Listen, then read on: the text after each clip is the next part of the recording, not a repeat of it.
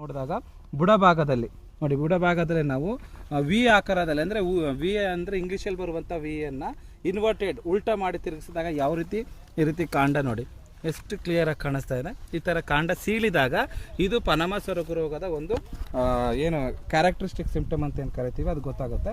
ರೈತರು ಈ ಥರದ್ದು ಏನಾದ್ರು ನೀವು ಪ್ರಪ್ರಥಮವಾಗಿ ಕಾಣಿಸ್ಕೊಂಡಾಗ ಈ ರೋಗ ಜಾಸ್ತಿ ಆಗುತ್ತೆ. ಮತ್ತು ಇನ್ನೂ ಒಂದು ಇಲ್ಲಿ ನೋಡಿರ್ಬೋದು, ಈ ರೋಗ ಯಾವಾಗ ಜಾಸ್ತಿ ಆಗಿದೆ ಅಂತಂದರೆ ಇಲ್ಲಿ ಏನು ಮಾಡಿದ್ದಾರೆ ಅಂದರೆ ಡೈರೆಕ್ಟಾಗಿ ನೀರನ್ನು ಹಾಯಿಸಿದ್ದಾರೆ.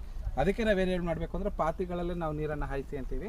ಇಲ್ಲೇನಾಗಿದೆ ಅಂದರೆ ಡೈರೆಕ್ಟಾಗಿ ಒಂದು ಗಿಡದಿಂದ ಒಂದು ಗಿಡಕ್ಕೆ ನೀರನ್ನು ಹಾಯಿಸಿದ್ದಾರೆ. ಈ ಥರ ಮಾಡಿದಾಗ ಏನಾಗುತ್ತೆ ಅಂದರೆ ರೋಗ ನೀರಿನ ಮುಖಾಂತರ ಏನು ಫಿಸೇರಿಯಂ ರೋಗಾಣು ಏನಿದೆ ಆ ಸ್ಪೋರ್ಸು ಒಂದು ಗಿಡದಿಂದ ಇನ್ನೊಂದು ಗಿಡಕ್ಕೆ ಸುಲಭವಾಗಿ ಪ್ರಸಾರ ಆಗುತ್ತೆ. ಅದರಿಂದಾಗಿ ನೀರನ್ನು ನಾವು ಹಾಯಿಸೋದನ್ನು ಏನು ಮಾಡಬೇಕು ಅಂತಾರೆ, ಸ್ವಲ್ಪ ಆದಷ್ಟು ಈ ರೀತಿ ಒಂದು ಗಿಡದಿಂದ ಇನ್ನೊಂದು ಗಿಡಕ್ಕೆ ಹೋಗೋದನ್ನು ನಿಯಂತ್ರಣ ಮಾಡಬೇಕು. ಅದರ ಜೊತೆಗೆ ಇಲ್ಲೇನಾಗಿದೆ ಕಾಂಡದಲ್ಲಿ ಸೀಳುವಿಕೆ ಕಾಣಿಸ್ಕೊಳ್ಳುತ್ತಲ್ಲ, ಇದಕ್ಕೆ ನಿಯಂತ್ರಣ ಕ್ರಮಗಳನ್ನು ತಗೋಬೇಕಾಗುತ್ತೆ.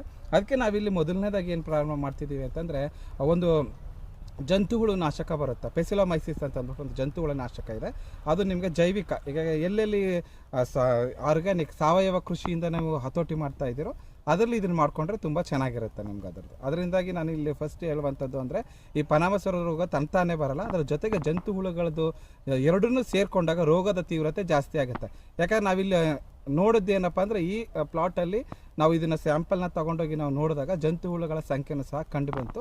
ಅದರಿಂದಾಗಿ ನಾವು ಫಸ್ಟ್ ಇದನ್ನು ಅವಾಯ್ಡ್ ಮಾಡಬೇಕು ಅಂತಂದರೆ ಪೆಸಿಲೋಮೈಸಿಸ್ ಅಂತ ಒಂದು ಜಂತುನಾಶಕ ಸಿಗುತ್ತೆ ಸಾವಯವ ಕೃಷಿನಲ್ಲಿ. ಅದನ್ನು ತೊಗೊಬಂದು ಏನು ಮಾಡಬೇಕು ಅಂದರೆ ಒಂದು ಬ್ಯಾರಲ್ಗೆ 1 ಲೀಟರ್ನ ಮಿಶ್ರಣ ಮಾಡಿಕೊಂಡು ಎಲ್ಲ ಗಿಡಕ್ಕೂ ಒಂದು 2 ಲೀಟ್ರು ಬುಡಭಾಗಕ್ಕೆ ಸುರಿಬೇಕಾಗುತ್ತೆ.